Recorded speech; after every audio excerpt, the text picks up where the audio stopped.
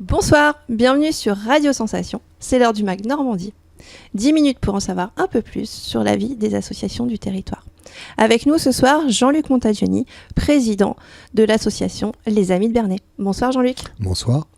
Vous venez aujourd'hui nous parler d'une conférence qui aura lieu dans quelques jours.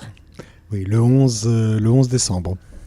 Le 11 décembre à 20h30 à l'espace Marie-Louise Aimé, Maison des Associations. Donc je rappelle que c'est une conférence ouverte au public, pas uniquement aux adhérents de l'association. Est-ce que c'est ouvert également aux néophytes ou est-ce qu'on risque de s'y perdre ? Non, pas du tout, surtout avec le thème qui va être développé ce soir-là. Bon, Jean-Pierre Vatté est un Havrais, on pourrait dire. Il est l'ancien archéologue du Muséum du Havre et il a eu l'habitude de recevoir des scolaires, d'animer des ateliers. Et c'est quelqu'un qui est très pédagogue dans sa manière d'expliquer la préhistoire et surtout tout ce qui est outillage préhistorique. Pierre taillée, etc. Alors, ce soir-là, Jean-Pierre Vatté j'avais le choix, il m'avait donné le choix entre deux thèmes.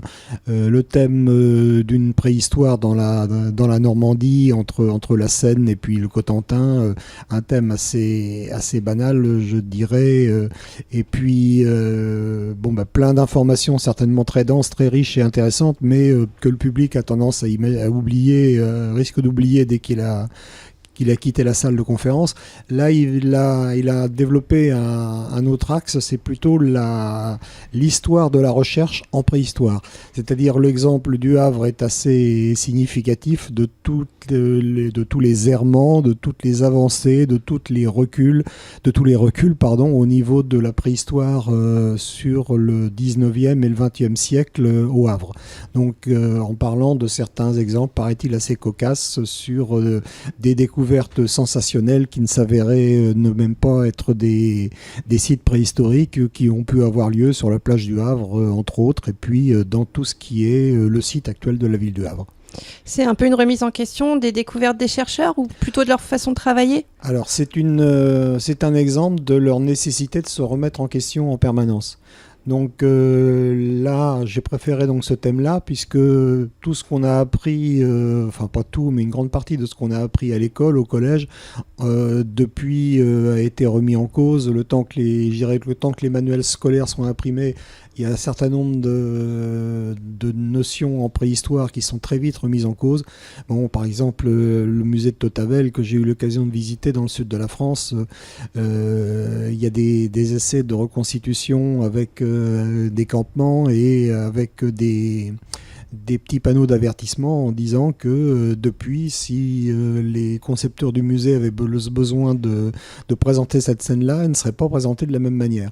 Donc, la recherche et surtout les interprétations évoluent très vite et de manière permanente. Et là, on va en avoir un exemple avec le cas du Havre qui résume un petit peu tout sur ces 200 dernières années. Est-ce que ces remises en question, entre guillemets, sont dues aussi peut-être à l'évolution des techniques ? Tout à fait, à l'évolution des techniques et puis aussi par rapport, là on va prendre faire un peu un grand écart entre l'époque actuelle et puis le 19e siècle.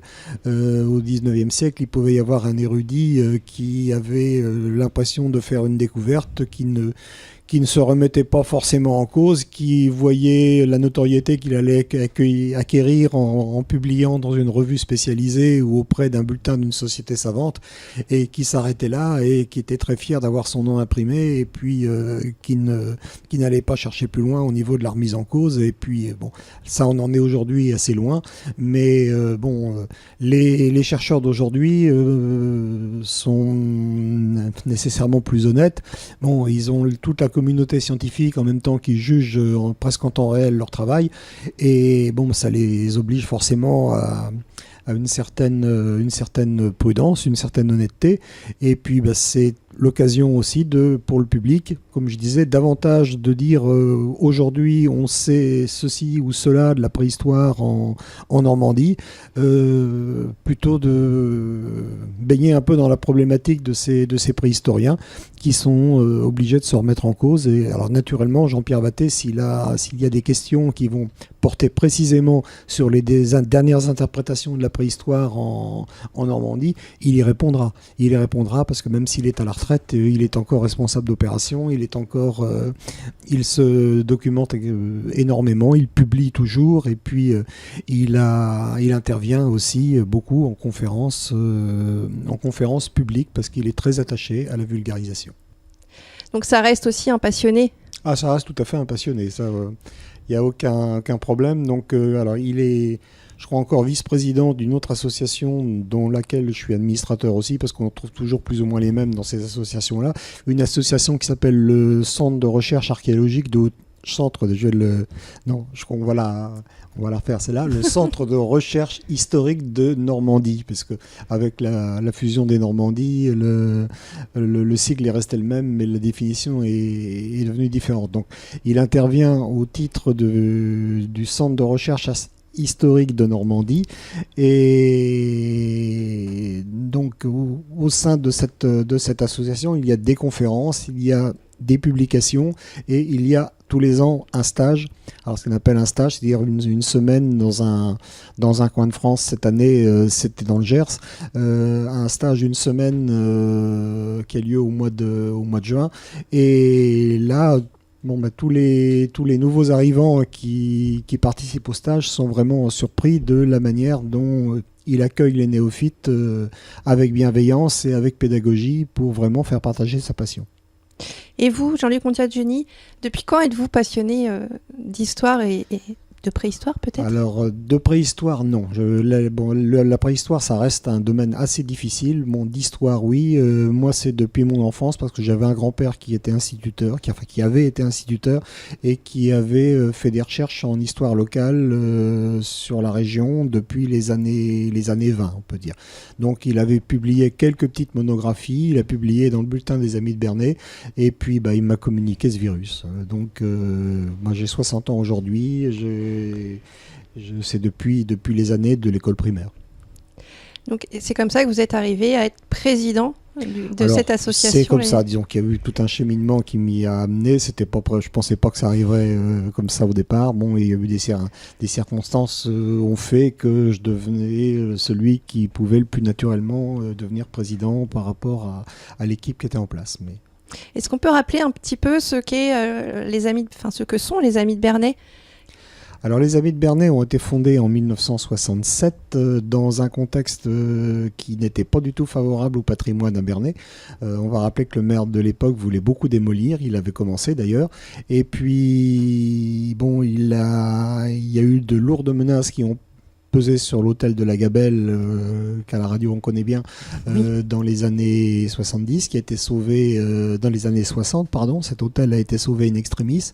Et puis, par contre, quand il s'est agi de raser l'hôtel, l'ancien collège, là, la municipalité a pris davantage de précautions pour ne pas avoir les entraves qu'elle a eues avec l'hôtel de la Gabelle. On va rappeler que l'hôtel de la Gabelle, ce qui l'a sauvé, c'est une inscription à l'inventaire des monuments historiques sous le ministère de M. Malraux.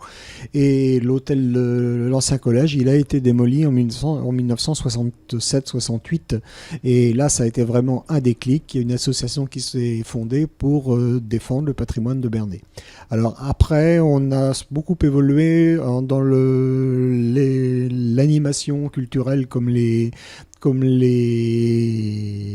conférences, l'édition d'un bulletin, la recherche, l'atelier de paléographie aussi qui fonctionne très bien. Donc la paléographie, je rappelle, c'est l'étude des textes anciens qui vont concerner Bernay, parce que les textes en ancien français, pour utiliser une formule que le public connaît bien, ils ne sont pas lisibles au premier coup d'œil.